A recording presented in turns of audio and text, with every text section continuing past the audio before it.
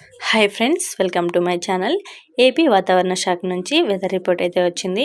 ముఖ్యంగా ఆంధ్రప్రదేశ్లో ఏ జిల్లాల్లో వర్షాలు కురవబోతున్నాయో ఈ వీడియోలో అయితే మనం తెలుసుకుందాం. నైరుతి బంగాళాఖాతంలో నెమ్మదిగా కదులుతున్న తీవ్ర వాయుగుండం ఇది గడిచిన 6 గంటల్లో గంటకు 2 కిలోమీటర్ల వేగంతో కదులుతోంది.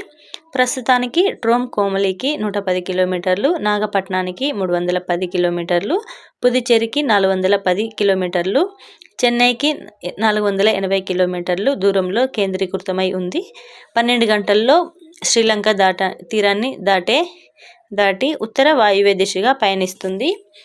రేపు ఉదయం లోపు తుఫానుగా మారే అవకాశం ఉంది. తుఫానుగా మారిన తర్వాత దీన్ని పెన్గల్ అని నామకరణం అయితే చేయనున్నారు. శనివారం ఉదయం ఉత్తర తమిళనాడు, పుదుచ్చేరి తీరాల సమీపంలో కార్తేకాల్ మరియు మహాబలిపురం మధ్య తీవ్ర వాయుగుండంగా తీరం దాటే అవకాశం ఉన్నట్లు వాతావరణ శాఖ తెలిపింది. దీని ప్రభావంతో 3 రోజులు దక్షిణ కోస్తాలో అక్కడక్కడ భారీ వర్షాలు, రాయలసీమలో శుక్ర శనివారాల్లో అక్కడక్కడ భారీ వర్షాలు కురిసే అవకాశం ఉంది. మిగిలిన చోట్ల విస్తారంగా తేలికపాటి మోస్తరు వర్షాలు పడే అవకాశం ఉంది. శనివారం దక్షిణ కోస్తా, రాయలసీమలోని కొన్ని చోట్ల భారీ అతి భారీ వర్షాలు కురిసే అవకాశం ఉంది. ముఖ్యంగా నెల్లూరు, తిరుపతి జిల్లాల్లో అతి భారీ వర్షాలు కురవనున్నాయి.